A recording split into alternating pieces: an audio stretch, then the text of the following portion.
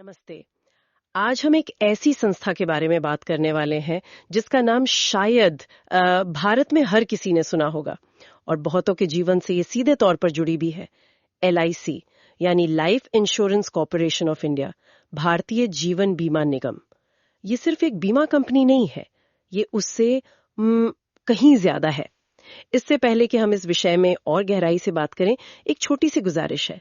अगर आपको ऐसी ही जानकारी वाले और ज्ञानवर्धक विषयों पर चर्चा पसंद आती है तो प्लीज हमारे चैनल को सब्सक्राइब करें, इस वीडियो को लाइक करें और इसे अपने परिवार और दोस्तों के साथ शेयर करना ना भूलें। आपके सहयोग से हमें बहुत प्रेरणा मिलती है। तो चलिए वापस आते हैं LIC पर। जब कोई व्यक्ति LIC में अपना प्रीमियम भरता है तो मन में सवाल आता है कि आखिर ये पैसा जाता कहाँ है? क्या ये सिर्फ बैंक में जमा हो जाता है या इसका कुछ और भी होता है? ये लेन देन सिर्फ पैसों का नहीं है, ये भरोसे का भी है। बिल्कुल सही कहा आपने। ये एक भरोसा है। भरोसा कि उनका भविष्य सुरक्षित रहेगा, उनकी मेहनत की कमाई वो सही जगह लग रही है और शायद बढ़कर वापस भी मिलेगी। लेकिन ये भरोसा सिर्फ व्यक्तिगत रिटर्न तक ही नहीं है। ये इस बात का भी भरोसा है कि ये पैसा कहीं ना कहीं देश के काम आ रहा है। LIC का जो मूल सिद्धांत है वो इसी बात को दर्शाता है। लोगों का पैसा लोगों के कल्याण के लिए। People's money for people's welfare. लोगों का पैसा लोगों के कल्याण के लिए। सुनने में ये बहुत बहुत अच्छा लगता है। ये सिद्धांत कब और कैसे शुरू हुआ? क्या ये शुरू से ही ऐसा था? देखिए, LIC की कहानी शुरू होती है 1956 में। भारत को आजाद हुए अभी कुछ ही साल हुए थे और देश अपने पैरों पर खड़े होने की कोशिश कर रहा था। उस वक्त 200 से ज्यादा छोटी बड़ी प्राइवेट बीमा कंपनियां थी, ज्यादातर विदेशी थी। सरकार ने महसूस किया कि बीमा, खासकर जीवन बीमा, ये सिर्फ एक बिजनेस नहीं है, ये सामाजिक सुरक्षा का एक बहुत महत्वपूर्ण साधन है और साथ ही देश को विकास के लिए, बड़े बड़े प्रोजेक्ट्स के लिए पूंजी की, मतलब कैपिटल की जरूरत थी। तो मतलब सरकार ने सोचा कि लोगों की छोटी छोटी बचत को इकट्ठा करके उसको देश के विकास में लगाया जाए। एक तीर से दो निशाने वाली बात। हाँ, आप इसे ऐसे समझ सकते हैं। बिल्कुल। 1956 में इन सभी कंपनियों का राष्ट्रीयकरण किया गया, मतलब नेशनलाइजेशन, और LIC बनी। इसके पीछे दो मुख्य उद्देश्य थे। पहला, बीमा को आम आदमी तक पहुंचाना, खासकर गांव और छोटे शहरों में, उन्हें आर्थिक सुरक्षा देना। और दूसरा, जो शायद उतना ही महत्वपूर्ण था, वो था इन लाखों लोगों की सेविंग्स को एक जगह जमा करके उसे राष्ट्र निर्माण के कामों में लगाना। अच्छा। जैसे कि बुनियादी ढांचे, मतलब इंफ्रास्ट्रक्चर के विकास में। उस समय प्राइवेट सेक्टर शायद इतनी बड़ी पूंजी जुटाने या इस तरह के लॉन्ग टर्म निवेश करने में उतना सक्षम या इच्छुक नहीं था। ये तो वाकई दिलचस्प बात है। यानी जब कोई व्यक्ति LIC पॉलिसी खरीदता है तो वो अनजाने में ही सही देश के विकास में भी एक तरह से भागीदार बन जाता है। ये कनेक्शन आमतौर पर लोग सोचते नहीं है। बिल्कुल, यही LIC मॉडल की खासियत है। पॉलिसी में दिया गया प्रीमियम सिर्फ भविष्य की सुरक्षा के लिए लॉकर में बंद नहीं हो जाता, उस पैसे का एक बड़ा हिस्सा इकोनॉमी में वापस लगाया जाता है। कहाँ? जैसे अस्पतालों के निर्माण में, बिजली बनाने वाले प्लांट्स में, नए हाईवे बनाने में, लोगों के लिए घर बनाने में, सिंचाई परियोजनाओं में। लिस्ट काफी लंबी है। तो हाँ, ये कहना गलत नहीं होगा कि लोगों का पैसा लोगों की ही बेहतरी के लिए, देश की तरक्की के लिए काम आता है। ये चुपचाप लगातार भारत की आर्थिक बुनियाद को मजबूत करता है। ये निवेश इतना बड़ा है। हम कितनी रकम की बात कर रहे हैं यहाँ? क्योंकि LIC के तो करोड़ों पॉलिसी धारक है, तो जाहिर है ये रकम बहुत बहुत बड़ी होगी। हाँ, रकम वाकई बहुत बड़ी है। अगर हम 31 मार्च 2025 तक के आंकड़ों को देखें तो LIC ने समाज के भले के लिए, मतलब ऐसे इन्वेस्टमेंट्स में जो सीधे देश के विकास से जुड़े हैं, कुल 54,52,296.67 करोड़ का निवेश किया हुआ था। 54 लाख करोड़ रुपए से ज्यादा। 54 लाख करोड़! ये आंकड़ा तो मतलब दिमाग घुमा देने वाला है। इतनी बड़ी रकम का मतलब है कि LIC सिर्फ एक बीमा कंपनी नहीं, बल्कि देश की अर्थव्यवस्था में एक बहुत बहुत बड़ी ताकत है। इसका बाजार पर और आर्थिक नीतियों पर भी गहरा असर पड़ता होगा। निश्चित रूप से, बिल्कुल। इतने बड़े स्केल पर इन्वेस्टमेंट LIC को भारतीय अर्थव्यवस्था का एक महत्वपूर्ण स्तंभ बनाता है। ये सिर्फ एक पैसिव इन्वेस्टर नहीं है, बल्कि एक एक्टिव पार्टिसिपेंट है जो देश की विकास यात्रा को शेप देने में मदद करता है। इसे भारत का सबसे बड़ा घरेलू संस्थागत निवेशक भी कहते हैं, DII, डोमेस्टिक इंस्टीट्यूशनल इन्वेस्टर। जब बाजार में उथल पुथल होती है तो अक्सर LIC जैसे बड़े निवेशक स्थिरता लाने में भी भूमिका निभाते हैं। इतने बड़े फंड को मैनेज करना और ये सुनिश्चित करना कि पैसा सुरक्षित रहे और सही जगह लगे, ये कैसे होता है? क्या इसके लिए कोई नियम कायदे हैं? बिल्कुल। कोई स्ट्रक्चर? हाँ, बिल्कुल है। इतनी बड़ी रकम को यूं ही कहीं भी निवेश नहीं किया जा सकता। LIC का इन्वेस्टमेंट बहुत सख्त नियमों के तहत होता है। मुख्य रूप से बीमा अधिनियम 1938 यानी इंश्योरेंस एक्ट 1938 की धारा 27A। अच्छा। और बीमा नियामक और विकास प्राधिकरण IRDAI उनकी गाइडलाइंस का पालन करना होता है। ये नियम क्या सुनिश्चित करते हैं? मतलब इनका फोकस किस पर होता है? सेफ्टी पर, रिटर्न पर? इन नियमों का मुख्य उद्देश्य होता है संतुलन बनाना, बैलेंस। एक तरफ ये सुनिश्चित करना कि पॉलिसी धारकों का पैसा सुरक्षित रहे, उन्हें अच्छा रिटर्न मिले, क्योंकि आखिर ये पैसा लोगों की गाड़ी कमाई है। दूसरी तरफ ये भी देखना कि निवेश देश के व्यापक हितों मतलब लार्जर इंटरेस्ट्स और सामाजिक लक्ष्यों सोशल ऑब्जेक्टिव्स के अनुरूप हो। तो सेफ्टी, ट्रांसपेरेंसी, रिटर्न और हाँ सोशल पर्पस, इन सबको ध्यान में रखकर ही निवेश के फैसले लिए जाते हैं। ये संतुलन बनाना तो काफी चुनौतीपूर्ण लगता होगा। एक तरफ पॉलिसी धारकों को रिटर्न देना है, दूसरी तरफ राष्ट्र निर्माण की जिम्मेदारी भी है। ये बिल्कुल एक चुनौती है और यही LIC के सामने सबसे बड़ा काम भी है। इसे दोहरी जिम्मेदारी या डुअल मैंडेट कहा जा सकता है। LIC को ऐसे इन्वेस्टमेंट ऑप्शन चुनने होते हैं जो सेफ भी हों, जिनसे ठीक ठाक कमाई भी हो और जो साथ ही देश के विकास में भी योगदान दें। ये एक पारिक संतुलन है जिसे दशकों से LIC साधता आ रहा है। इनका जो इन्वेस्टमेंट फिलॉसफी है वो हमेशा लॉन्ग टर्म रहा है, न कि शॉर्ट टर्म मुनाफे पर केंद्रित। तो ये जो 54 लाख करोड़ से ज्यादा का निवेश है, ये मुख्य रूप से किन क्षेत्रों में जाता है? इसे थोड़ा और विस्तार से समझते हैं। कहाँ-कहाँ जाता है ये पैसा? मोटे तौर पर इस निवेश को हम दो बड़े हिस्सों में बांट सकते हैं।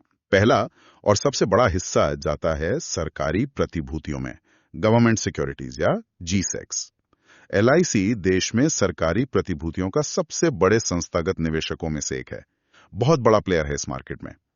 31 मार्च 2025 तक के आंकड़ों के अनुसार केंद्र सरकार की सिक्योरिटीज में LIC का निवेश था 20 करोड़ 23 लाख 83 हजार करोड़ और राज्य सरकारों व अन्य सरकारी गारंटी वाली सिक्योरिटीज में था 12 करोड़ 24 लाख 268 करोड़ रुपए।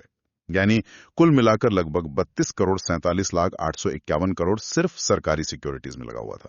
सरकारी सिक्योरिटीज मतलब एक तरह से सरकार को उधार देना, यही हुआ ना आम भाषा में? आप बिल्कुल ऐसा समझ सकते हैं। जब सरकार को अपने खर्चों के लिए पैसे की जरूरत होती है, जैसे सड़कें बनानी है, स्कूल अस्पताल चलाने हैं या दूसरी वेलफेयर स्कीम्स चलानी है, तो वो बॉन्ड जारी करके बाजार से पैसा उधार लेती है। LIC इन बॉन्ड्स का एक बहुत बड़ा खरीदार है।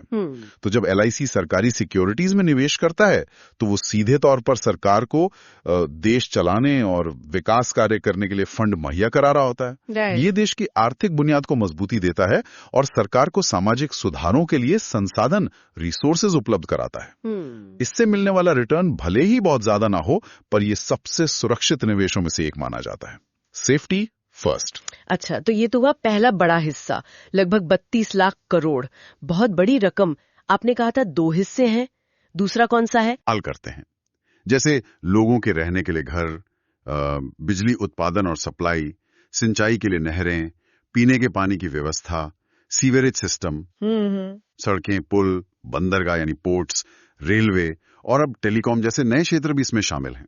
इसके कुछ आंकड़े हैं हमारे पास कि इन अलग अलग इंफ्रास्ट्रक्चर सेक्टर्स में कितना कितना निवेश है अंदाजन? हाँ, 31 मार्च 2025 तक के आंकड़े अगर देखें तो आवास यानी हाउसिंग सेक्टर में करीब 69,862 करोड़, बिजली पावर सेक्टर में करीब 1,58,311 करोड़, सिंचाई जलापूर्ति और सीवरेज में करीब 484 करोड़, सड़कें, बंदरगाह, पुल और रेलवे में करीब 1,08,090 करोड़ और अन्य इंफ्रास्ट्रक्चर जिसमें टेलीकॉम वगैरह शामिल है उसमें करीब 1,35,374 करोड़।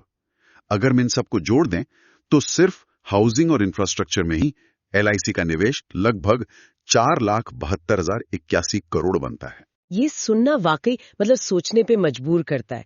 इसका मतलब ये हुआ कि जब हम किसी नए हाईवे पे गाड़ी चला रहे होते हैं या मेट्रो में सफर करते हैं या सुनते हैं कि किसी दूर के गांव में बिजली पहुंची, तो इस बात की काफी संभावना है कि उसमें LIC के करोड़ों पॉलिसी धारकों का पैसा भी लगा हुआ है ना? ये एक अदृश्य धागे की तरह है जो हम सबको जोड़ता है। बिल्कुल सही, एकदम सही कहा। हर निवेश के पीछे एक कहानी छुपी होती है। हो सकता है वो कहानी किसी ऐसे परिवार की हो जिसे प्रधानमंत्री आवास योजना के तहत घर मिला हो और उस योजना की फंडिंग में LIC का भी योगदान हो, या किसी ऐसे गांव की कहानी हो जहां पहली बार बिजली का बल्ब जला हो जिसके लिए बने पावर प्लांट में LIC का निवेश हो, या दो शहरों को जोड़ने वाले किसी पुल की कहानी हो, या देश की अर्थव्यवस्था को गति देने वाले किसी फ्रेट कॉरिडोर की। इन सब में कहीं ना कहीं LIC के माध्यम से आम आदमी की बचत का योगदान हो सकता है। क्या ये निवेश समय के साथ बढ़ रहा है? मतलब क्या देश के विकास में LIC की भूमिका और भी महत्वपूर्ण होती जा रही है? हाँ, आंकड़े तो यही दिखाते हैं। सरकार और सामाजिक क्षेत्र मतलब सोशल सेक्टर में LIC का कुल निवेश लगातार बढ़ रहा है। अगर हम पिछले 3 सालों को ही देखें, 31 मार्च 2023 को ये रकम थी 31,37,684 करोड़ रुपए। 31 मार्च 2024 तक ये बढ़कर हो गई 34,78,019 करोड़ रुपए और 31 मार्च 2025 तक ये और बढ़कर पहुंच गई 37,19,932 करोड़ रुपए। ये लगातार बढ़ोतरी ये दिखाती है कि भारत की अर्थव्यवस्था को मजबूती देने और विकास को गति देने में LIC की भूमिका लगातार बढ़ रही है। इसीलिए इसे सिर्फ एक बीमा कंपनी कहना शायद इसकी पूरी तस्वीर पेश नहीं करता। ये वास्तव में भारत का एक बहुत बड़ा विकास भागीदार है, डेवलपमेंट पार्टनर। तो ये समझना गलत नहीं होगा कि LIC महज एक वित्तीय संस्था, एक फाइनेंशियल इंस्टीट्यूशन नहीं है, बल्कि ये लोगों की भावनाओं से भी जुड़ी है।